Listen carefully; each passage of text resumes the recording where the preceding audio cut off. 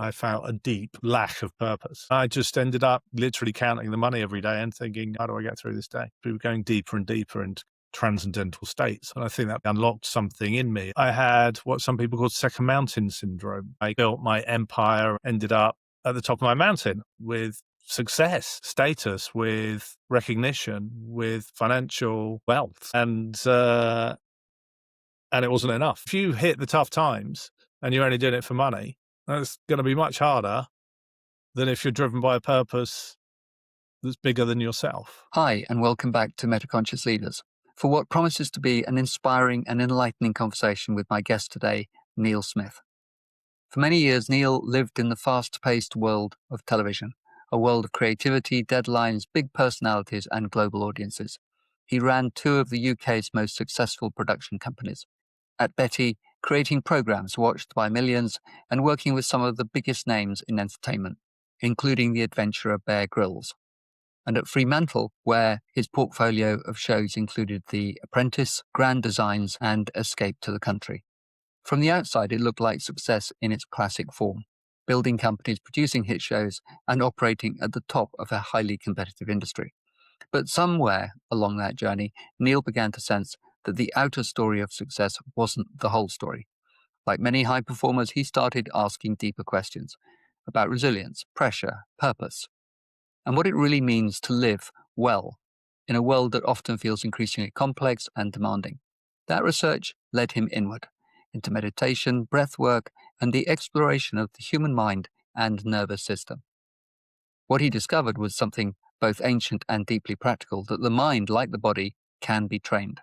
And that insight became the seed of a new mission. Today, Neil is the founder of Mettle, a mental fitness platform designed to help men build resilience, regulate stress, and develop inner strength in a world that rarely teaches them how.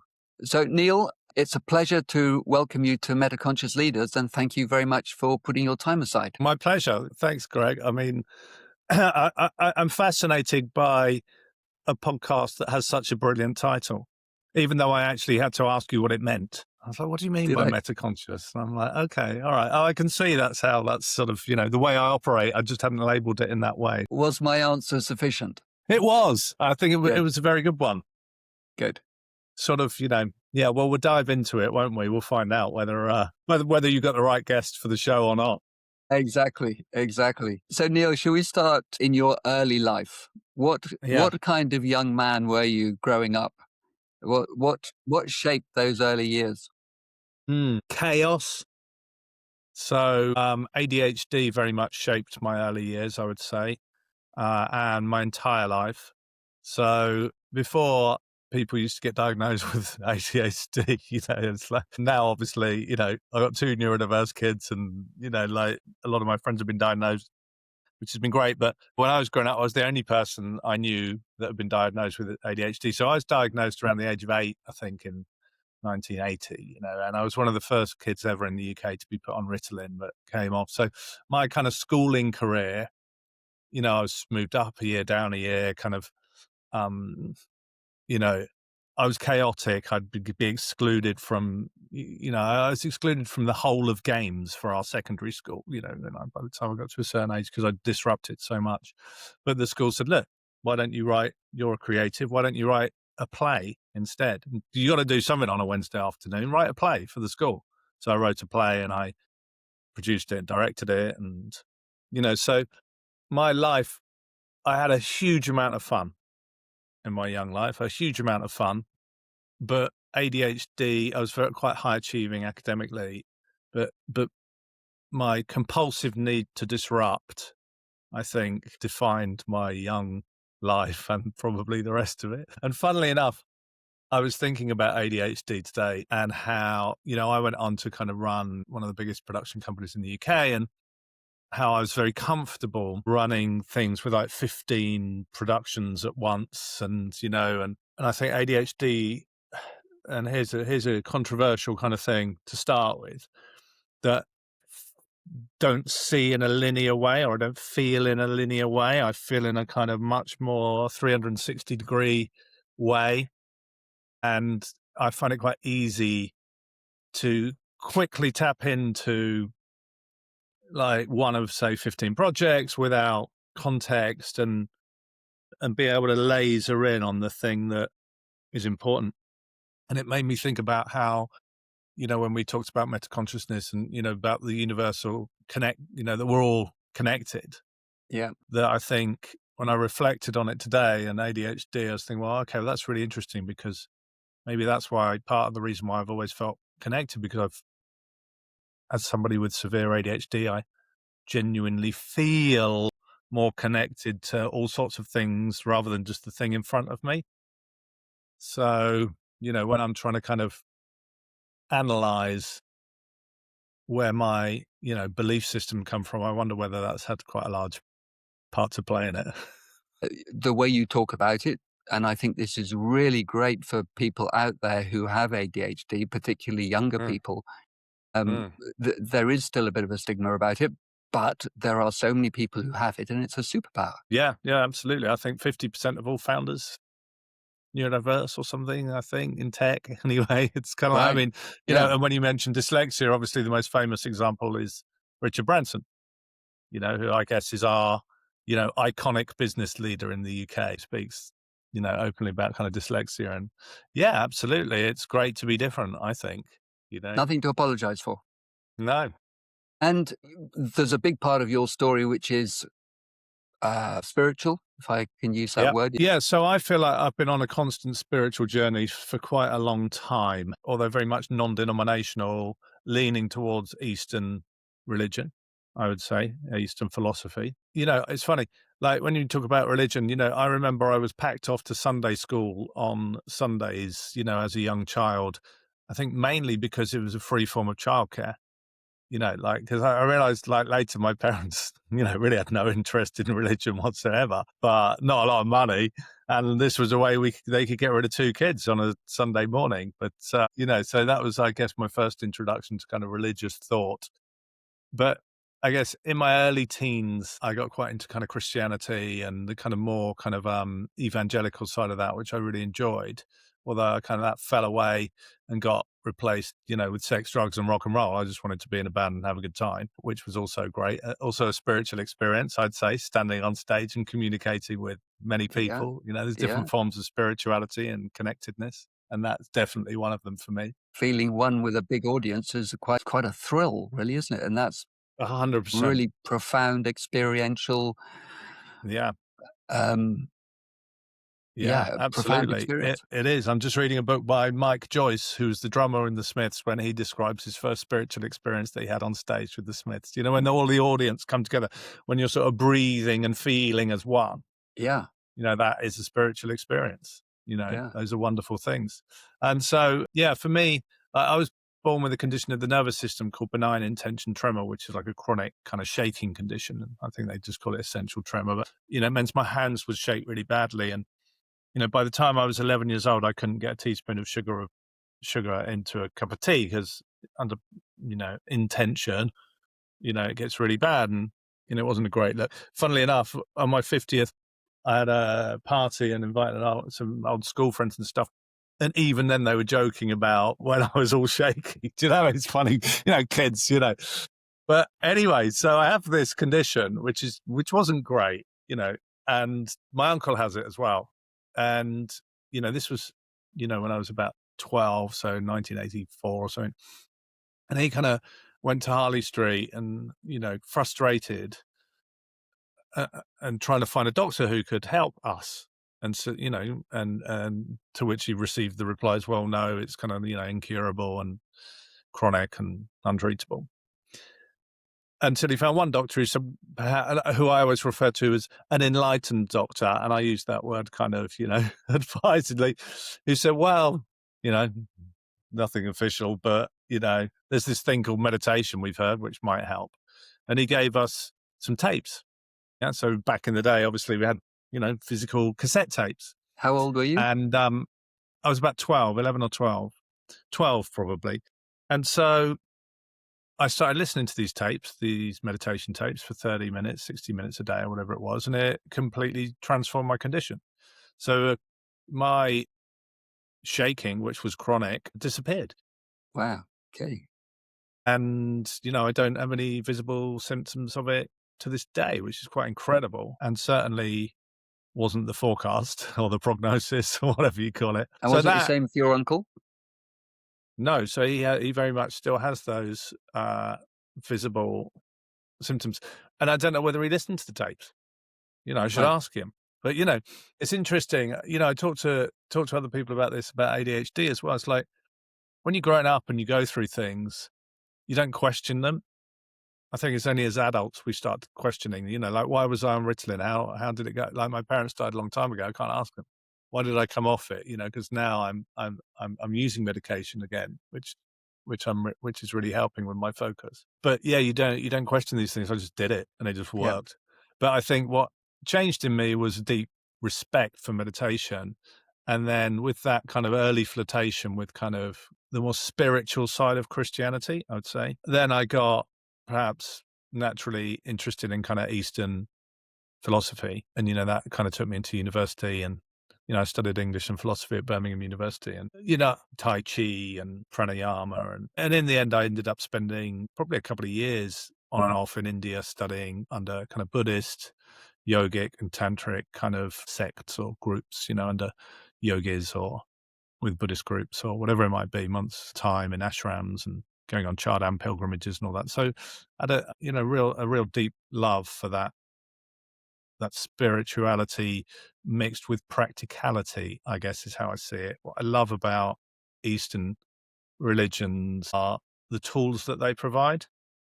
What kind of tools? Yoga is a really good example. Meditation. So yoga, you know, as we think of it in the UK, is what the Indians would call, or yogis would call, asanas, so positions. Yeah. So and yoga is kind of made up of all sorts of things, including kind of meditation and you know and kind of rules for life Breath and work. pranayama, breath work. Yeah, but they're providing these really practical tools, like breath work and yoga as we call it, and meditation. And I'm like, well, that's great. And I really was interested in Buddhism because I really like this theory of Buddhism where, as my understanding of it is, that it was a sort of reaction to the over, to Hinduism becoming the worship of many gods. So, there's an idea, in Buddhism, which is okay. Some people call it a religion, and some people call it philosophy. Obviously, that's some people it is a religion, and some people it is a philosophy. It's both. But I think what the Buddha was saying was that let's not just put blind faith into gods, all these multiple gods that you're praying to. Let's simplify it. Let's simplify. Just do this one thing. Okay, there's more than one thing, but the main thing was around meditation. So if you meditate and you keep meditating, then your awareness will change and Yeah. insights and It's an eventually inner enlightenment. it's an inner journey of Yeah, discovery rather than an outer journey of worship, if you like, or worship of deities. 100%, It's that kind of approach. 100%. And it's stripping away everything else and just giving you simple, practical tools. So, and I guess, that's what I've ended up doing, funnily enough. Now I run a men's mental health app, packaging, if you like, some of those So things for men. this Yeah. spiritual journey, Neil, Yeah. it wasn't a concentrated thing, but it was a continual thing, was it, over a period of time with your journeys to India or to the East Yeah. happening periodically? Is that right? Yeah, that's right. Yeah. Yeah. Yeah. So I would, I worked as a TV director and, would kind of, work 9 months, take 3 months off, you know, I lived Okay. a quite peripatetic life, which was great. I really enjoyed it because I'd travel all over the world as a director and, earn enough money for the year and go to India for 3 months or whatever it was, Okay. and study, yeah, And which was then great. how did you find when you came back from one of Mm. those periods of spiritual practice in India and you're back into the work environment? What was that like? What were you able to bring back into the workplace that you wouldn't otherwise have had? That's a very good question. In many ways, I would say not a lot in that it didn't change me as a person. Do you see what I mean? Change I didn't go away to India for 3 months and come back and I was different on the next job or anything. But in other ways, deeply, because I carried this sense that I was kind of connected to a universal force or a force for good, and I had these tools in my toolkit that I could use to keep me sane, you know. And so it enabled you then to keep doing the practical whilst Yeah, also staying grounded in your spiritual understandings. yeah, 100%. Yeah. But it didn't change me as a person outwardly. I've never been like particularly pious person, or I've always just been quite outgoing, quite one of the gang kind of thing. I didn't become withdrawn as perhaps maybe people would perceive somebody who studies that sort of thing a lot. I think that's a good thing. I think embedded in my question is visible and Mm. invisible. Yeah. So it may Yeah, not, it may be that there weren't any visible things that you brought back. no, And you certainly weren't preaching any of it. But on the other hand, the invisible was actually you were very, very grounded and very, very in touch with your own being which enabled you to express your own creativity with much more clarity, perhaps. I would hope so. And I needed it. I needed those.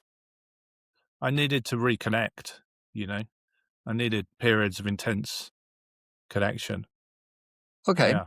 So whilst following this path, as Mm. you've just been talking about it, Yeah. you're also following the path of production, TV production. Will Mm. you say a little bit about that career path you've been on? Because it's quite stellar. Yeah. I mean, for me, it's funny, like, I remember when I told my mum, I'm not from a background that knew anybody in who would work in television, let's say. I remember when I told her, I'm going to go work in television, and her reaction was fear, because it's like, well, no, you can't. It's like, you need to train as a teacher or something, because, it's kind of like, what happens if It's it goes wrong? It's kind of, not a we proper don't know. job. It's other, what, anyway. I trained as a journalist at the BBC at Pebble Mill in Birmingham and broadcast journalism. And then I went on to run a dance music magazine. So again, for me, I mean, you had Tom Fortis Meyer on as well, who was in Yeah. Birmingham at the same time as me, actually. And Was he? we Okay. both ended up running nightclubs around the same time and all that sort of stuff, because that's my path as well, funnily Did you enough. know each other then? No, but we have Okay. mutual friends. And then when I first met Tom, I realized who he was, and we have mutual friends. And yeah, absolutely. But we didn't meet at the time. Okay. But I do think that turning 18 in 1990 is also a massive part of my spiritual story, because I think that the rave movement for me that happened in sort of, late 80s and really in the 90s when it really exploded, or early 90s, was at the beginning a very spiritual movement of young people coming together and acting as one, and dancing as one and communicating and sharing, albeit slightly drug induced as it often was. Although now interesting that the drug of choice in the rave days, ecstasy, is now being used for kind of psychedelic research, and there's a lot of positive to it as well as all the negative press at the time. But the fact was that young people were coming together to share an experience en masse, which I think is a spiritual experience, as I said, a bit like, being in a band or whatever, or being on stage. So I was big into that and ran a dance music magazine, got involved with a super club that didn't quite go right, probably bit off a bit more than I could chew. We were going bankrupt, and, probably get shot by some gangsters for owing them a few quid or whatever. And I went and worked in children's television. So I got a job in kids TV. I thought this is a much safer career. And, I kind of started working in television. Okay. And, it's something that really suited me, and I settled at. I really love telling people stories. And again, I think perhaps to do with ADHD, or certainly neurodiversity, I have a very heightened sense of empathy, which can work against me, in that, like a lot of people with ADHD who have that, it can, you can take things really personally. And equally, I could tell somebody's story and always feel connected to that story, always feel it. So I became quite a good director and producer. So people Yeah. would trust me, Yeah. Rightly so, because they could see that I could feel their pains or whatever it might be, that I could feel their emotions, perhaps. And so I could gain trust of contributors quite quickly and tell their stories. And even though I was in the edit for like 15 weeks or something like that, or, some of them 10 weeks, whatever, I would still have that emotional connection. So I watched that piece of footage back, and even though I might have seen it 100 times, it was still trigger an emotional response in me. And I remember, sitting in the edit after I made a show called The Food Hospitals. Part of my journey was also creating shows with big social impacts and take them to big audience. And Food Hospital was the first time kind of nutrition, this idea that diet could affect your health and treat illnesses. That was a radical idea about 17 years ago when we made it, I think 16, 15 years ago. And I remember kind of sitting in the edit, and there was a story of a kid who had like these migraines that were so bad that he was 5 years old and wanted to take his own life. And it was horrific that we were managed to treat with the right diet. And we watched the story, and I'd seen it like 100 times, but I couldn't help sobbing when I watched it. And, the commissioner would come in and I'd be like in floods of tears. And she's like, look, all right, I get it. Yeah, you want me to like the show. It's like, no. I kind of like, but it's like that empathy really helped my career, I would say. And my love of telling stories and creativity and those things that started at school and university. And so it turned out, and also change, and also not having stasis in my life. So again, a neurodiverse trait, I crave change. And TV, I was constantly doing something different every day, Yeah. every And day was different. that Every project was connection, different. Neil, that connection also brings a lot of purpose, doesn't it? It fuels your activity, your dedication, your focus, your attention, your resilience through 10 weeks of editing with purpose. It's Yeah, not just a absolutely. drudge. You're actually connected to it and you're one with it. So Yeah, that's it's right. another Yeah. superpower. Yeah, absolutely. So it was great. I loved doing it, and it was brilliant. And then, I ended up getting quite successful at it, and totally through luck rather than design, just ended up running the companies that I was creating and building shows for. So that was kind of a big step change for me, I guess. Okay. So you're really pretty much at the top of the tree in this regard. Yeah, so my journey kind of career-wise to director, then I became a producer, then an executive producer, then I started kind of selling shows to the networks, and I was made creative director, and then I took over the company that was founded by my boss, basically, when she left, which was called Betty, and that was a real trailblazing indie and really important to me because we kind of broke a lot of rules. So we were very compassionate in a time of where TV was coming out of this period of huge excess, which included lots of bad tropes, I would say, such as bullying and affairs and cocaine use and not good stuff. Around the time, I guess, certain companies that were famous for it, around the time like the Big Breakfast and the Word and all that sort of thing. It was a real kind of rock and roll thing. And our company was all about free yoga and like healthy breakfasts and you weren't allowed to shout at people, and do you see what I mean? And at the time that was radical. Okay, like everything's like that now. I mean, the world has changed, but at the time that was radical. And the shows we made were challenging shows about often diversity. And so our most famous show was called The Undateables, which was a show about people with disabilities going on dates. And at the time it was really radical. And the principles that we used in making those shows are the ones that I employ now in kind of what I'm doing now. If you want to affect change, you need to reach as many people as possible. So if we'd have made a documentary about people with disability, then 200,000 people would have watched it. It would be the people who are interested in watching documentaries about disabilities. Which I can tell you is not very many. Instead, we made a dating show, which had people with disabilities going on dates. And dating is the biggest genre in the world. And that show ended up being a massive hit. It ran for 20 seasons, sold all over the world, got remade everywhere from France to Ukraine. Netflix did their own version. It's called Love on the Spectrum. it made us tens of millions of pounds, but in doing so, it reached hundreds of millions of people.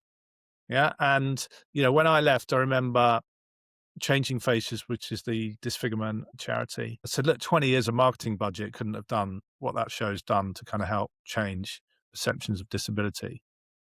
So it's kind of like, I think before the Undateables, most people weren't aware that people who had disabilities had romantic lives. I just Yeah. don't think that was known. I really don't. And we helped change that. And that's because we approach something in a very commercial way. Okay, well, where's the biggest audience? How do you meet people where they're at? How do you've got to, there's no point preaching to the choir, as they say, you've got to and so that's kind of been a common theme, I suppose, like bringing kind of important subjects to the mainstream audience. And that's what Betty was known for doing. Yeah. So it was a really good place to work in many ways. And that's where I met Bear Grylls, who ended up becoming my co-founder with Mettle, who again, he helped hugely with the company because his shows cost a fortune to make because they're so bloody dangerous and in the middle of nowhere and all the rest of it. You got helicopters, way, way different budgets from making a show on Channel 4 or something, Yeah. Country House Rescue or what it was. Yeah. Again, Bear is driven by those values. He is a very deeply he's in the Christian faith and very much driven by values to kind of do good. And so he fit in really well, although suddenly we were in a venture company as well as a kind of, a factual entertainment company. But so that was great. And then I left there and I ended up being kind of Fremantle, who were like the world's largest distributor, I guess, of shows. So they make America's Got Talent and X Factor and all that sort of stuff, and sort of made me a fantastic offer. And I went to join them. So they asked me to run their factual entertainment label. So I ended up running The Apprentice and Grand Designs and Escape to the Country and Great Railway Journeys and, bringing in new shows for them across kind of ITV and Channel 4 and Netflix and BBC. Huh. And I guess that's where, I started to think, okay, I've sort of reached the top here, which I sort of had more or less, like running one of the biggest production companies in the UK and therefore the world. Had a massive team, got paid a fortune, had people to do absolutely everything for me. And I became unable to carry on, I suppose, doing it. I felt a deep lack of purpose for some reason, even though I was still making purposeful shows, actually, some of the time. But most of my time was taken up with dealing with, issues on The Apprentice or renegotiating the cost of Escape to the Country with BBC or whatever. Yeah, and I just ended up kind of being in a place where I was sort of literally counting the money every day and thinking, okay, well, how do I get through this day? And I was functioning perfectly well. Nobody knew. But inside, I was really struggling. So you said felt. What was the feeling? It sounds like it was visceral. Yeah. So I guess, what did I feel? So yeah, I guess, you feel it in your chest, in your body, in your kind of, in your core, I suppose. And I would just get up every day and feel, I can't keep doing this. Yeah. How would you Yeah, I describe it? did Because for a while. I think this recognition of our bodies being messengers of emotional states and underlying issues which haven't yet been resolved or need resolving is a really important thing which our culture perhaps dismisses. Our culture teaches us to be up here and logical and all the rest of it. But Yeah, actually our bodies are incredibly intelligent. And if we listen that's to right. our bodies and we understand that, hey, that feeling that I've got there and it is in different places with different people can be incredibly helpful as an alert to something deeper that needs to be heard. Yeah, 100%. And actually just going back to meditation, obviously that is kind of one of the principles of meditation is that you observe, especially things like Vipassana meditation. You're observing the sensations are coming up on your body and choosing what action to take as a result. Now, normally as humans, we experience emotions physically first. So there's a sort of physical, it'll be a release of chemicals Yeah. into our system. Yeah. And unconsciously we will react to that. Yep. So anger, fear, whatever it might be. And what meditation teaches you to do is to break that connection. So to observe what's going on and to choose how to react, to put a pause in, isn't it? It's kind of like, okay, well, I'm not just going from physiological reaction to, action. I'm noticing what's going on. I'm thinking, okay, what is this telling me? Okay, well, I'm afraid. And how do I want to react? So I think that's the agency of meditation in a nutshell in many ways. So I guess, yeah, I think we experience everything in our bodies first, don't we? I mean, that's kind of how we experience emotion, I would agree. That's how we Yeah. know we're alive. Yeah. Yeah, exactly. Yeah. So I guess for me, I feel things very much in my core. You listen to Yeah. your core on a regular basis. Do you go through the day, for instance, and go, Yeah. "Why am I feeling like that? Why am I feeling like this? Everything's fine, but my body's telling me something different." Yeah, I do notice it. So I've noticed it recently because I'm working on my own and I find that harder, or not on my own. That's not fair, but working at home a lot, Yeah, doing a lot of solo working. yeah. And so I really take note of how I'm feeling just to make sure that I'm okay, I suppose, that I'm not veering towards low level depression or on the other side, burnout, I guess. Just kind of, and that's why I think all the tools, which obviously we've built into Mettle, some of the other tools that I use are really important. Daily habits and meditation, breath work, going outside, physical exercise, cold shower, whatever it is. Yeah. To sort of, you've got to look after your body, look after your mind. And I think the two are completely interconnected. And having a healthy body also helps me be more resilient.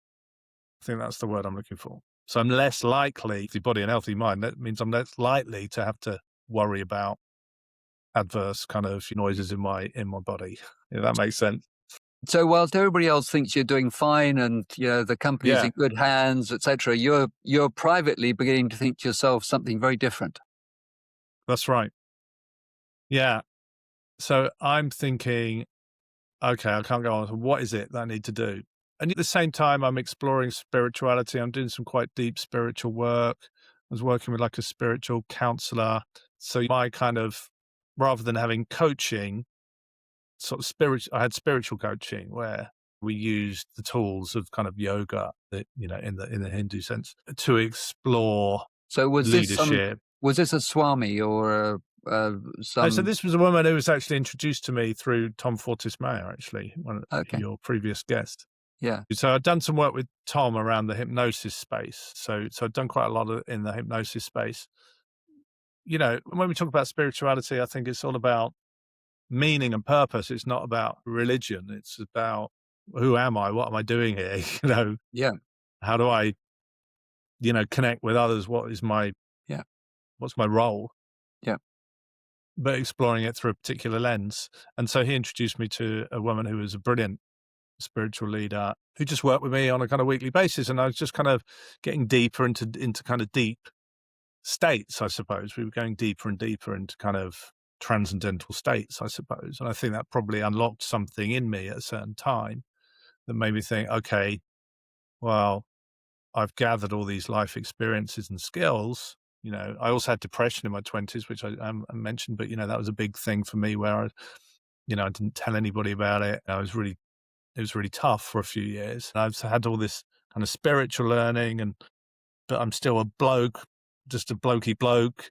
And I had depression. I didn't tell anyone. And, it's all and I've got this ability to speak to huge audiences and build brands and communicate difficult social problems to mass audiences. It was starting to formulate in my mind that I needed to do something else, that I needed to kind of take all these ingredients that are in my life and put them in one place, I suppose.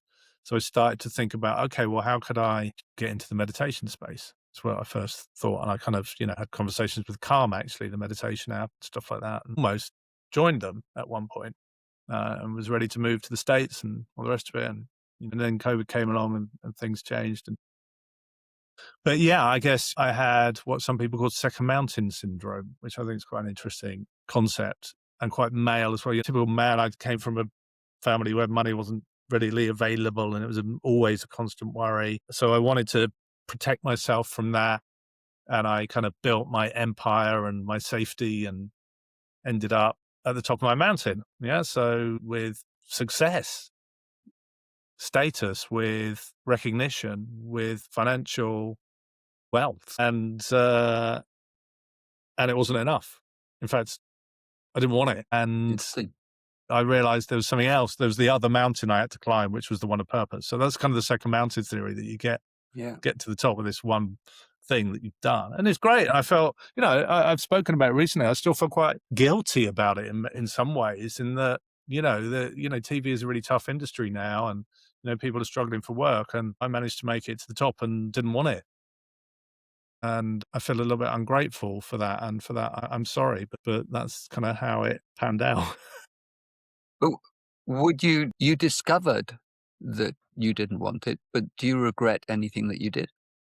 No, no, So not at all. Yeah. why would there be an apology?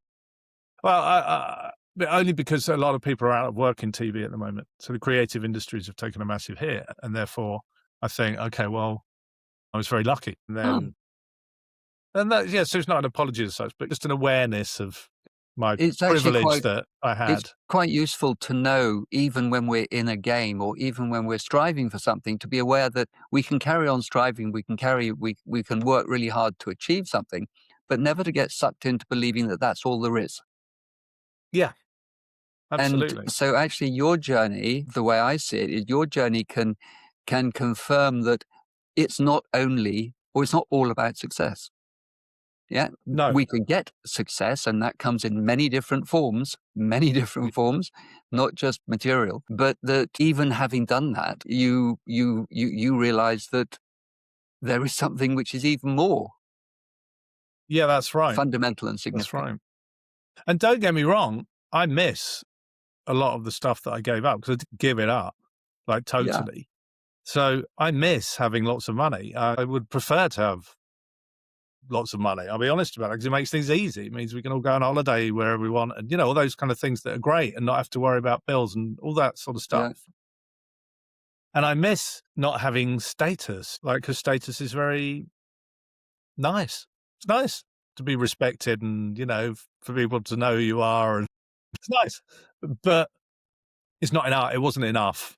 And I prefer not having those things for really pursuing a purpose. Also, like, when they describe it as a knocking, when that knocking got really, really loud, it was around the time that I was sort of turning 50, which was the same age as my dad when he died. And I thought, okay, well, I could carry on doing this, which ultimately isn't fulfilling me anymore, for another 10 years, and everybody would be very happy, or not happy, because that's not actually true, because my family wouldn't be happy if I was unhappy. So I'm just killing myself in a way, but it'd certainly be very comfortable. But then I'm not doing justice to sort of his memory, who died very young, and not doing right by myself for not using that following 10 years or whatever it was in a yeah, purposeful way. yeah. So So that's how did important. when you made the decision, how did you break the news, and what was the response? Well, actually, it didn't happen like that in the end. It happened much more organically. So I had this kind of knocking, and then I left Fremantle. I had offers to go other places, but, my thing was, right, no, I'm going to do this thing. And so I did it in quite a safe way to start with, which was, well, it's not that safe, I guess, but I set up my own production company. So I said, right, okay, I'm going to set up my own company, and we're just going to do purpose-driven content. Yep. So that's kind of what I thought. I had this burning desire to do something around men's mental health, or men's mental fitness, or meditation, or, that in that space. But I thought, okay, I'm going to just strike out my own. I have to be on my own. Just going to do stuff with purpose, just that really matters to me. So, and it could be content across the TV or the digital spectrum, but it's all content. And actually had some TV ideas, and one of those was commissioned by Channel 4, and then actually became quickly decommissioned because they had something similar they didn't realize. Classic TV, chaos. But that was around ayahuasca, a big ayahuasca kind of series. Okay. So again, exploring kind of spiritual things in an entertaining way. But the thing that I was most passionate about was this idea that we're in the grip of a male mental health crisis. It's the biggest killer of men under 50 now is suicide, not cancer or heart disease. And that's just a horrific stat. And that the thing that's driving the male mental health crisis is that men don't talk about their mental health. They don't seek help. That's not really a generalization. That's played out in all the stats. Why is that? And that was me when I had depression. I didn't tell anyone, so I recognized myself in that. But then I've got all these tools that can help. And it was like, okay, well, what is driving this male mental health crisis? So it's a lack of communication. It's a communication issue. And men can't communicate what they're feeling. Okay, well, I'm a communication expert. Yeah. So how can I bring what I know to this space? Yeah. And it's kind of like, and I thought, all right, well, what do I know?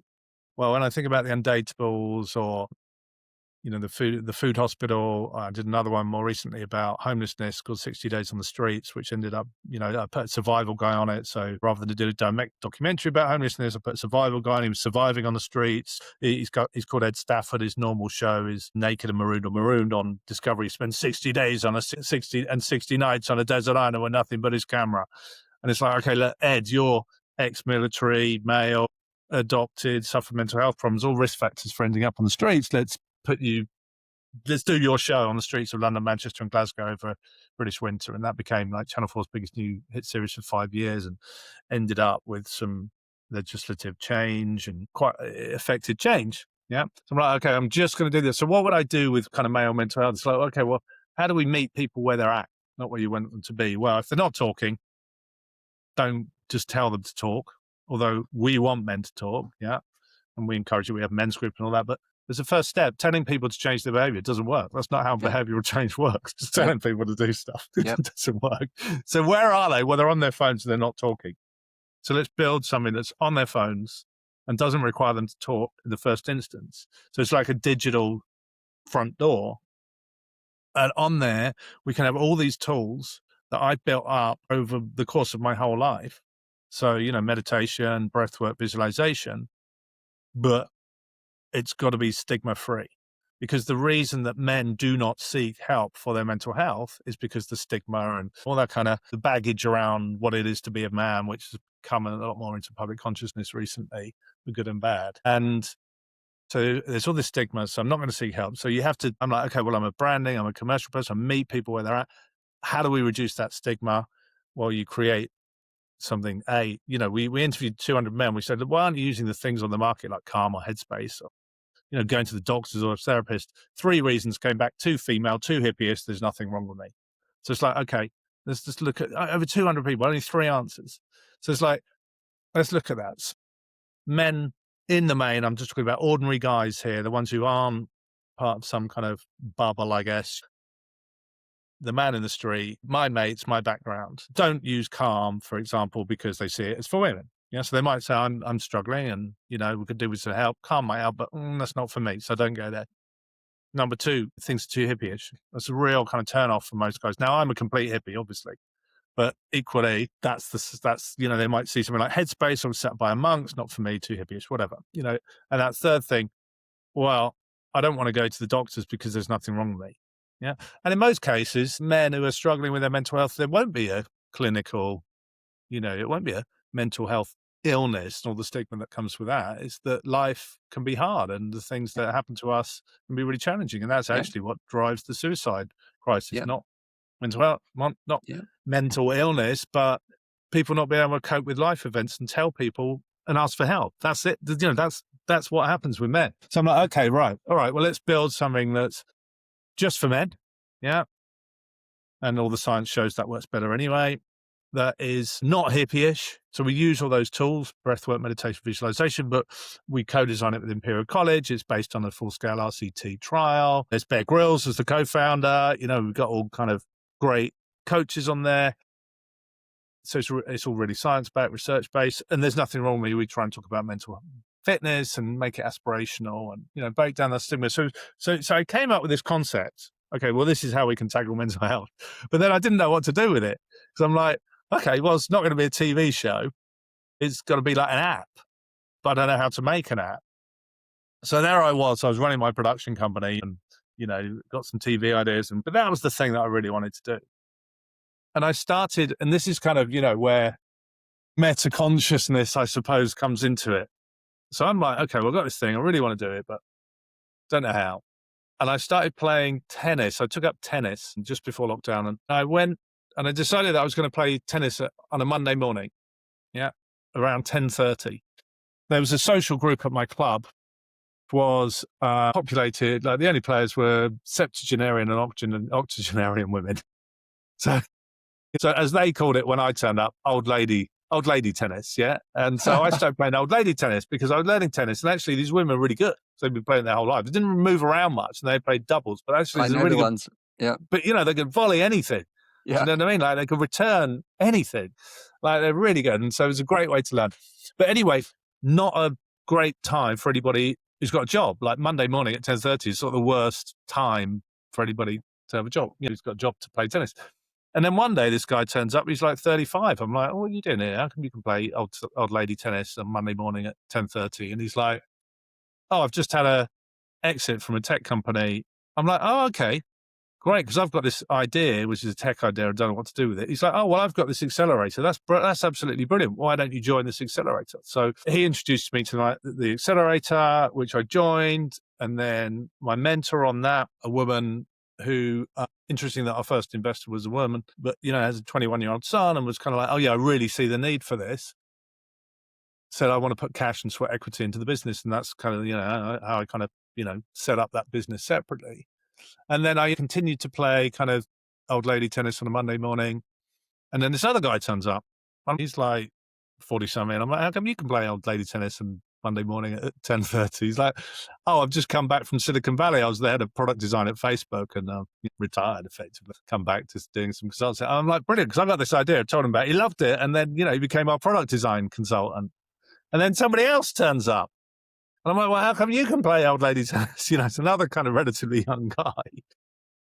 And he's like, oh, well, I used to run Sony Television. I was their CFO, group CFO, and I'm sort of, I had a bit of a crisis and walked away and got into meditation and breath. I'm like, wow, that's amazing. So that's what I'm doing. And he loved it. And he's like, this is incredible. I'd love to be an investor. I'm like, great. And then he said, actually, could I just help you run the company? And he became our CEO.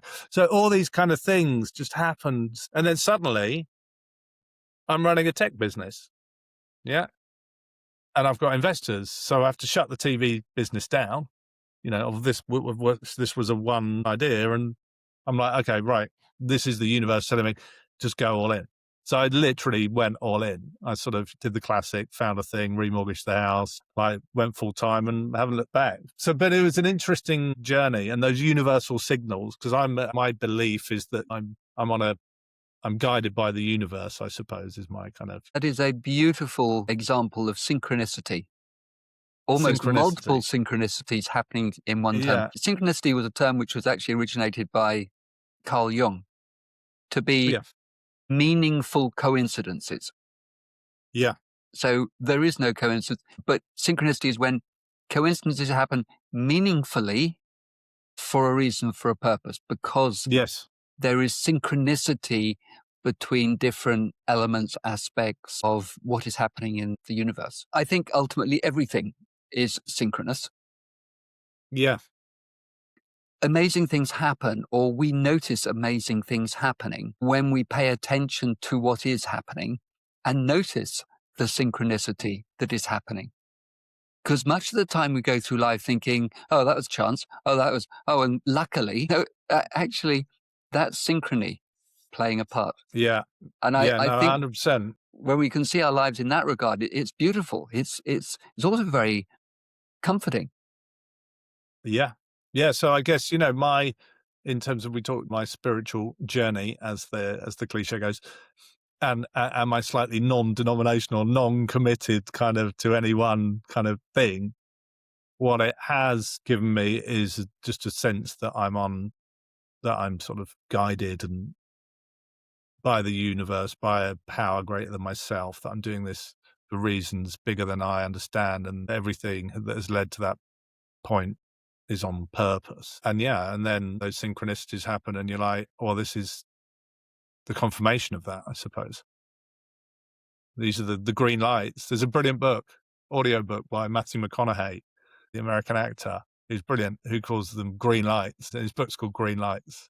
And it's Okay. brilliant because he's such a great reader and stuff. And he's actually an investor in Calm, and a very unusual character. But you're kind of looking for those green lights and thinking, okay, what am I being told here, or what's kind of guiding me or keeping me safe here? Okay. So, aware of the time, and we're chewing up the time, and we've Brilliant. still got so much ground to cover. Can we just go to context for a moment? Context, Yeah. I think, is very important to meaning and purpose, I think. Yeah.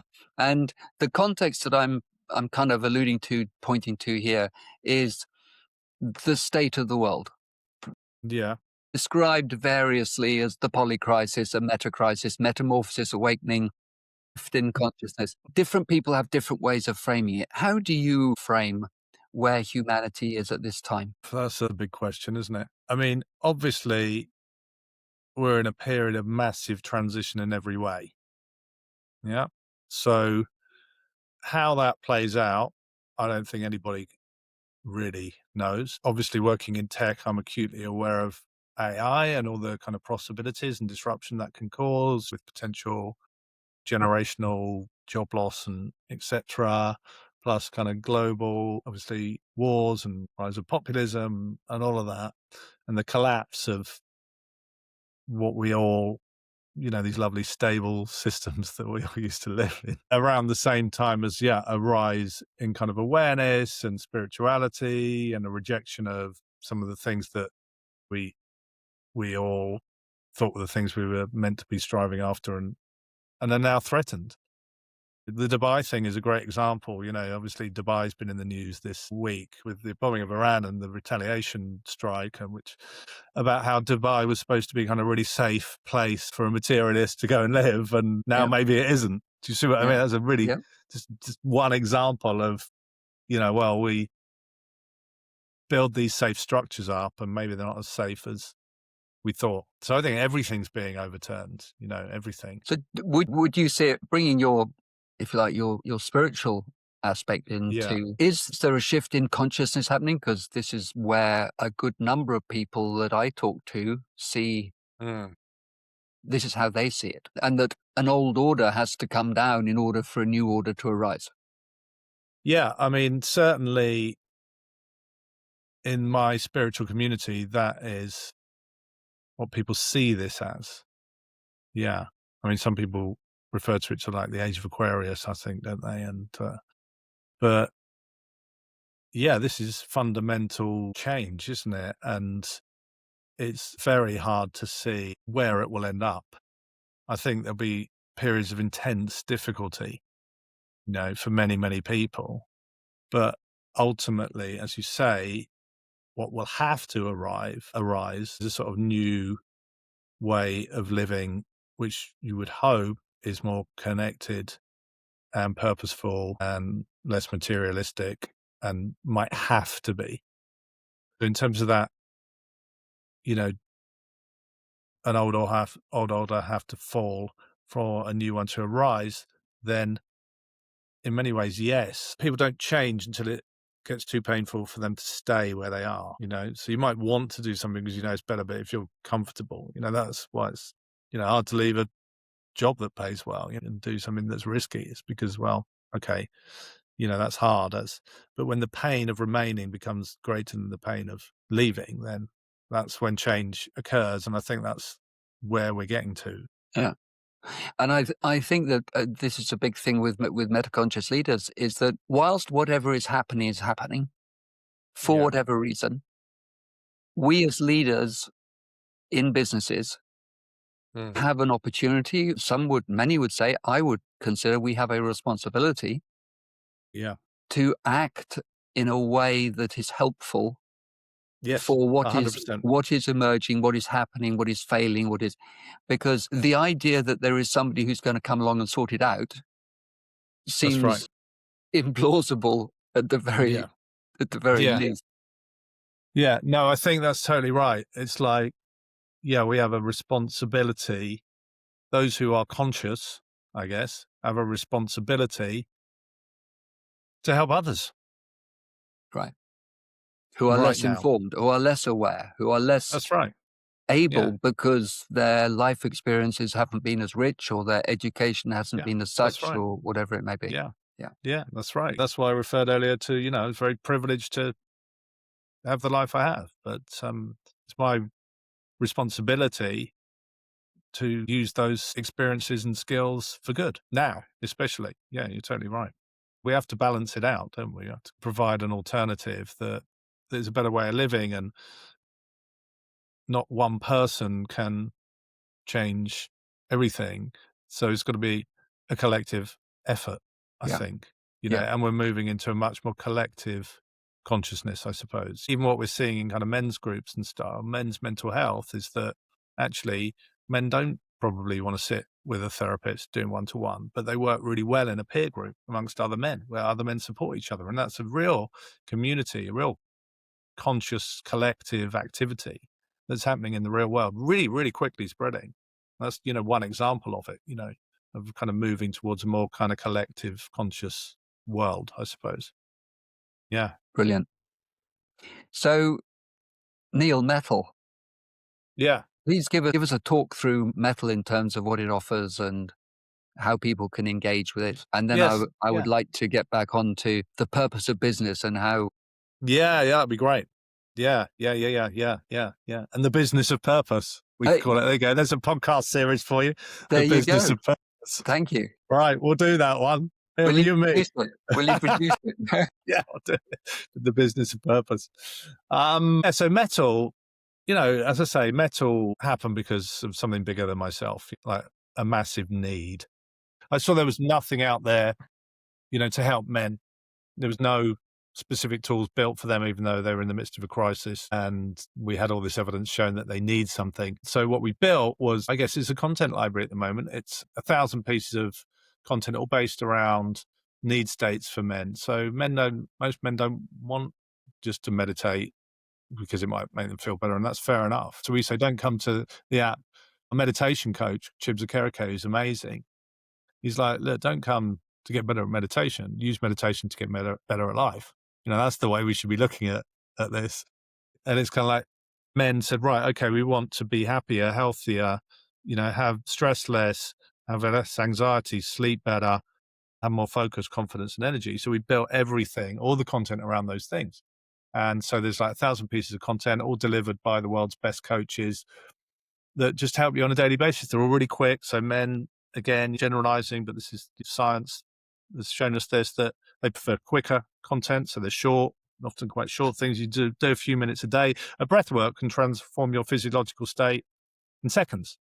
So every day I get up or I wake up, and ADHD plus being a tech founder equals brain chaos from moment one.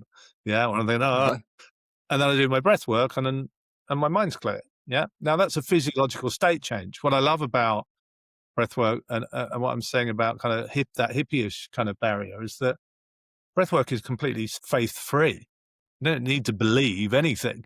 Yeah. Like Yes. I can stick you on a monitor and Yeah. prove Yeah. that you've changed. Yeah. Yeah. In a few seconds.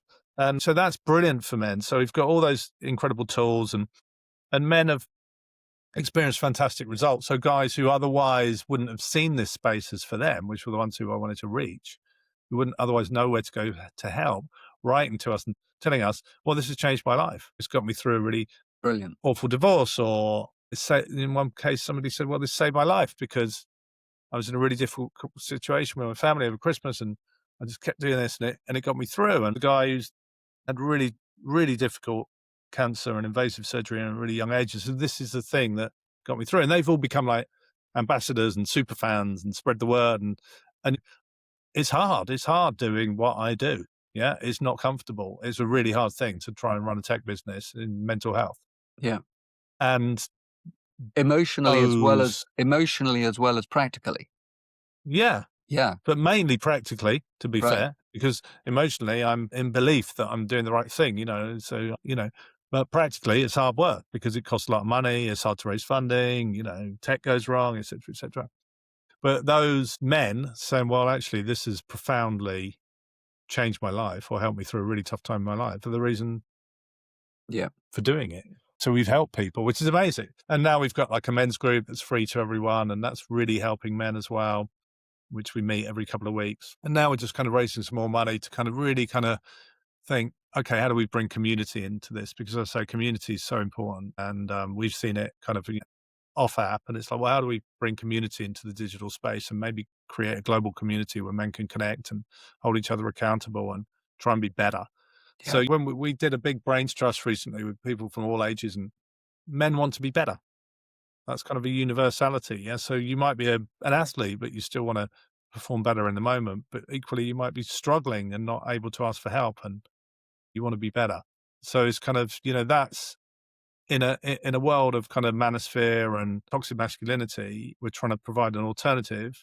But to begin with, I looked at the world, so there's a lot of information out there. Yeah, a lot of information out there for men. So lots of podcasts and lots of things telling men to do this, do that, biohacking, longevity, that sort of stuff. And it's like a lot of that is really confusing and contradictory. Yeah. So my wife was listening to the Diary of the CEO with Stephen Bartlett, and there was a guest on who said, well, if you eat 17 different types of rainbow colored food, you're going to live forever or whatever. And I said, yeah, but last week he had a guy who said, if you did intermittent fasting, that you're going to live forever. It's kind of like, there's a lot of information out there, a lot of it conflicting, a lot of it confusing. And for the man in the street, of which I include myself, just overwhelming and then hard to implement. And we're all different, aren't we? We're all different. We all have different needs. Different. I mean, it's obviously popular. But what I wanted to do with Mettle, so I said, look, there's a lot of information out there, but no practical tools that you can use, transformational tools. So our motto, our mantra is transformation beats information. So what we're giving to men is there's no real information on there. There's just things that you can do and they change your state.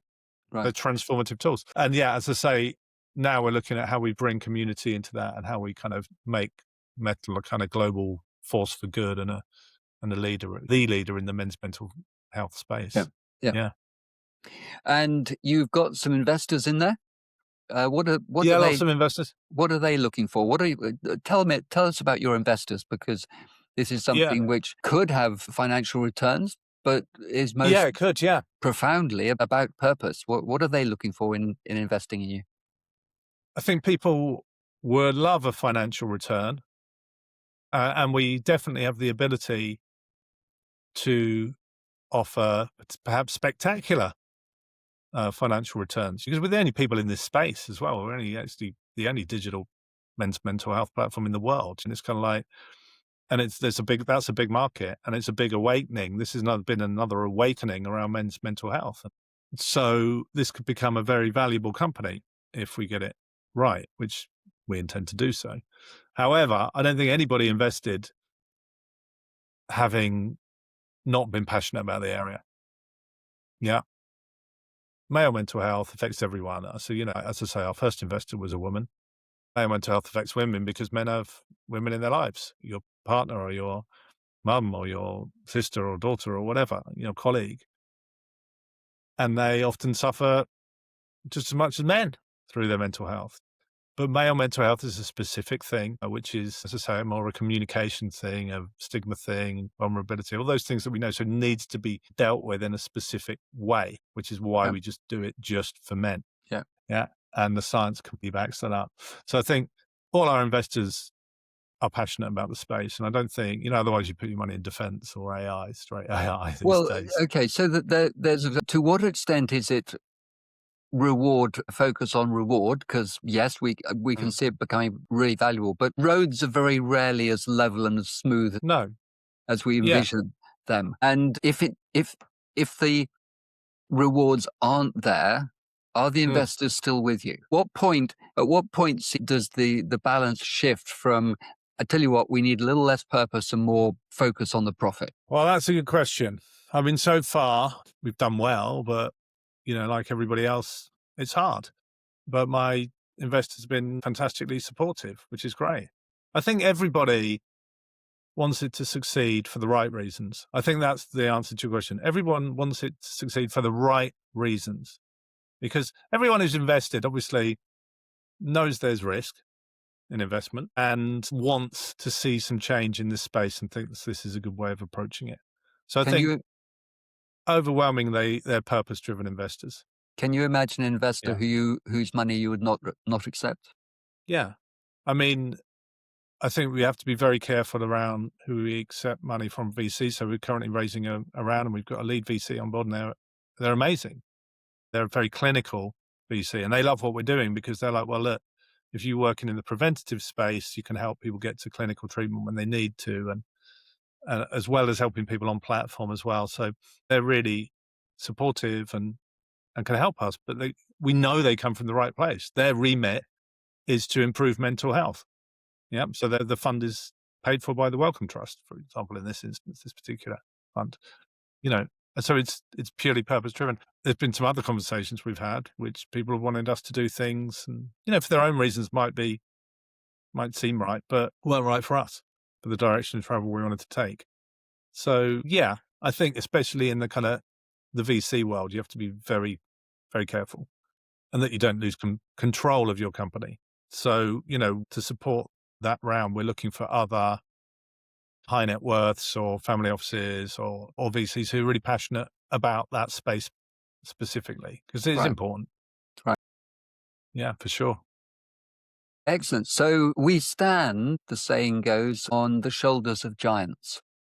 We stand on the shoulders of those who go before us. We learn from previous generations, and so we move on. Your passage through your life, your career, both spiritual and also in the material sense, and your achievements, is a whole raft of knowledge and experience and learnings and insights that others can learn from who haven't yet trodden that path or are at a much younger age in life. What advice would you give to young entrepreneurs who maybe haven't done all those things? How can they learn from your experience and stand on your shoulders? I would say do something that will nourish you spiritually and emotionally, and is driven by purpose, not just trying to make money. I mean, that would be my advice. I mean, I don't see there's anything wrong with people spotting a gap in the market and trying to make money. But to the extent that you have purpose in there, you've got a foundation that you'll find very comforting that's right. and helpful. So you could build a bank, but it could be an ethical bank, that helps people. Do you see what I mean? That helps people understand their money. Financial stress is arguably the biggest driver of suicides in men. So it's kind of like, doesn't have to be a meditation app. There's a lovely quote that comes off purpose. There's a lovely quote that comes off the wall of Mother Teresa, which is, it's not the doing that counts, it's the love in the doing that counts. So it doesn't matter whether you start up a cleaning company or a tech company or a bank company. No, it's not what you do, it's how you do it. It's the energy, it's the love with which you do it that is the beneficial part. 100%. You could start up an estate. I often hear as estate agents as being the most vilified industry, but you could start up an estate agent and really want to do a good job and help people and be do the best for people.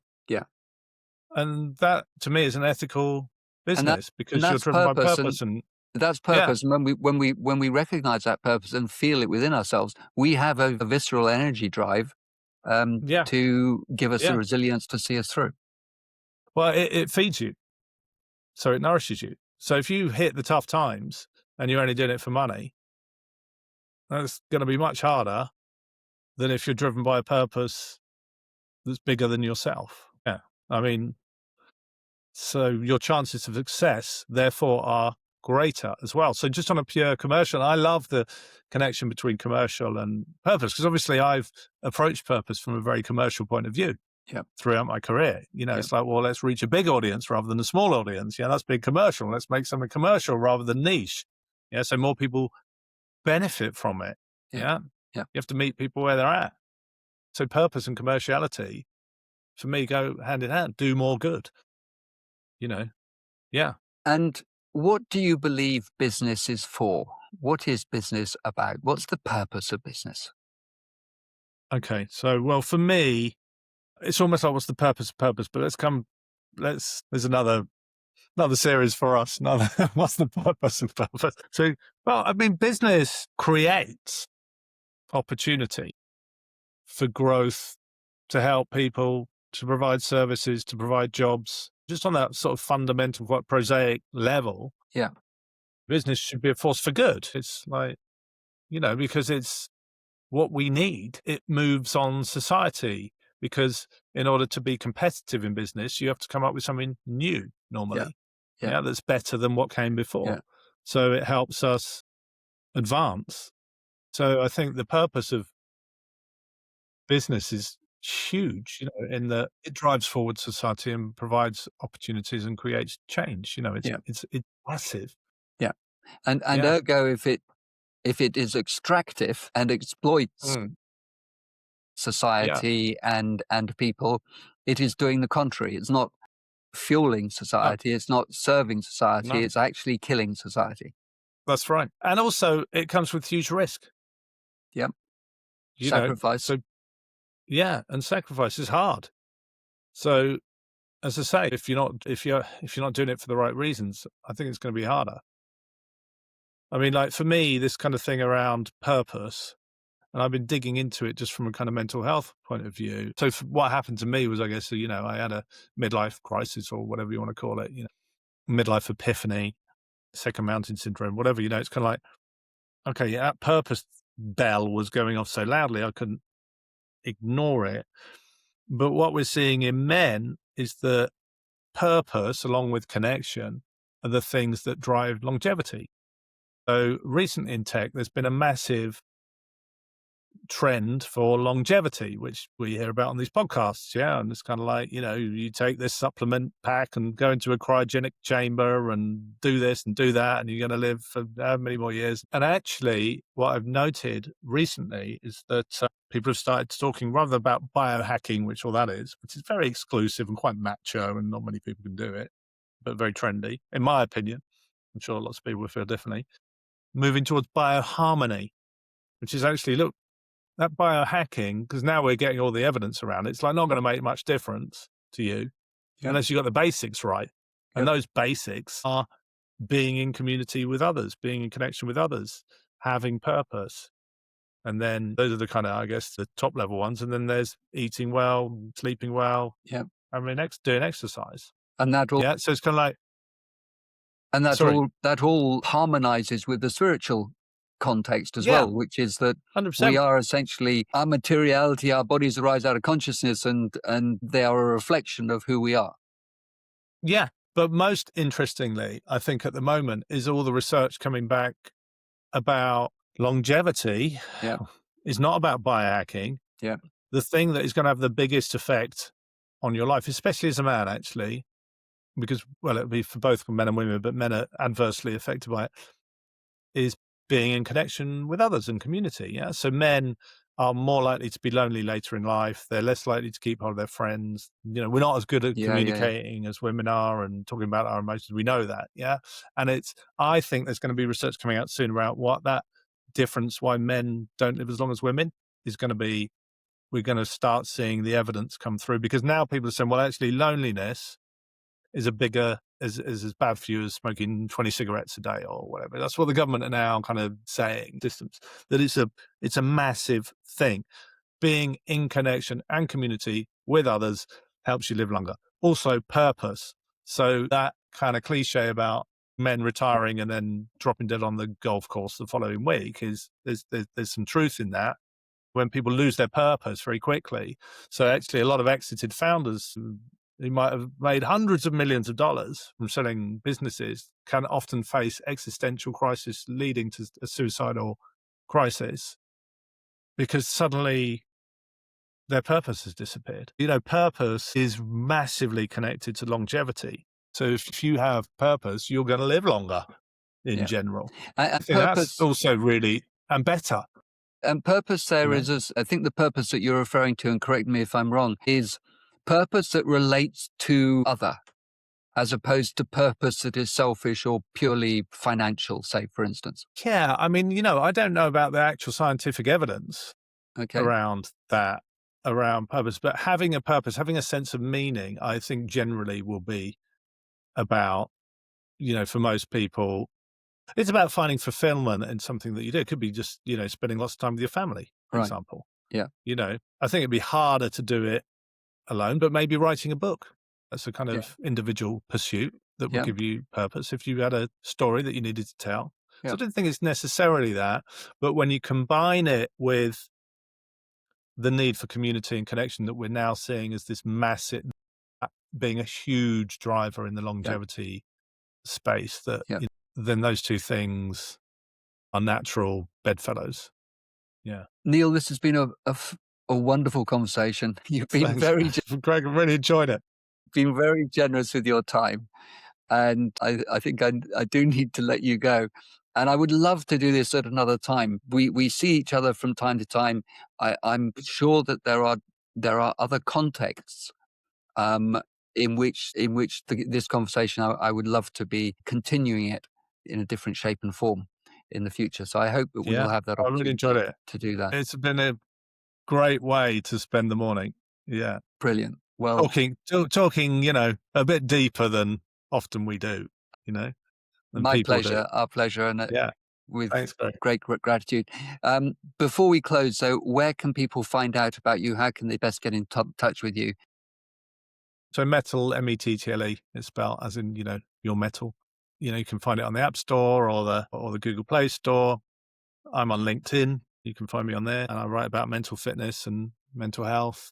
Anybody who wants to contact us, just write to me at info@bemettle.com, BEMETTLE.com. Yep.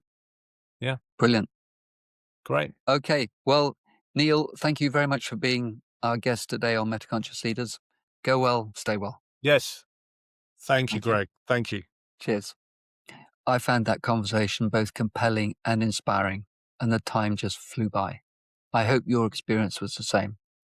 To find out more about Neil and Mettle, his mental fitness platform for men, please see the links in the show notes below. Thank you so much for listening and watching, and if you haven't already done so, please subscribe, as this greatly encourages the algorithms to spread our conversations to a wider audience. You know the routine. And please leave a comment as well and share what you're thinking. We do love to hear from you. This is Metaconscious Leaders with me, Greg Suart. Until next week, be present, be centered, and be well.